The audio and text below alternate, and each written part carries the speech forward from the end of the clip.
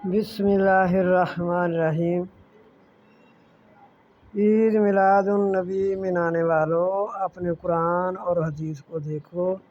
کیا قرآن اور حدیث میں کہیں آیا ہے صرف لوگوں کو خوش کرنے کے لیے، عیسائیوں یہودیوں کو خوش کرنے کے لیے ایسا کیوں کر رہے ہو؟ کل اللہ اور اس کے رسول کو کیا جواب دو گے جب کہ نبی صلی اللہ علیہ وآلہ وسلم کی زندگی میں 63 بار یہ دن آیا تو آپ صلی اللہ علیہ وآلہ وسلم نے نہ حکم دیا نہ خود کیا۔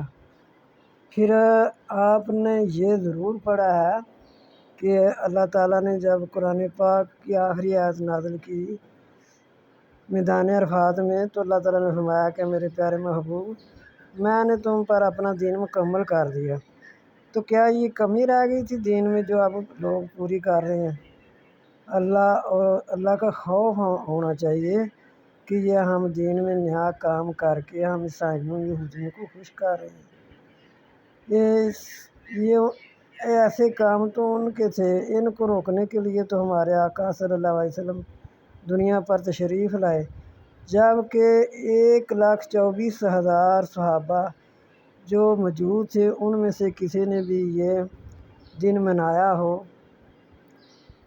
نہیں منایا، اور نہ صحابیوں نے منایا ہے نہ نبی صلی اللہ علیہ وسلم نے۔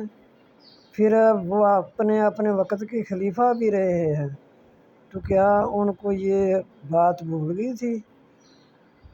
کیوں بھول گئی تھی؟ وہ نہیں بھول سکتے تھے۔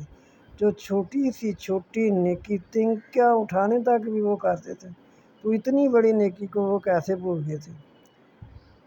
تو جب صحابہ سے بھی یہ بات ثابت نہیں اور 4 ائمہ سے بھی یہ بات نہیں، تو آپ لوگ کن کی بات مان کر ایسا کر رہے ہو؟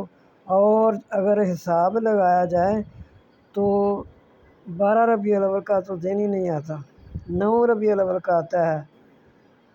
9 ربیع الاول کو نبی صلی اللہ علیہ وسلم پیدا ہوئے، 12 کو آپ صلی اللہ علیہ وسلم نے وفات پائی۔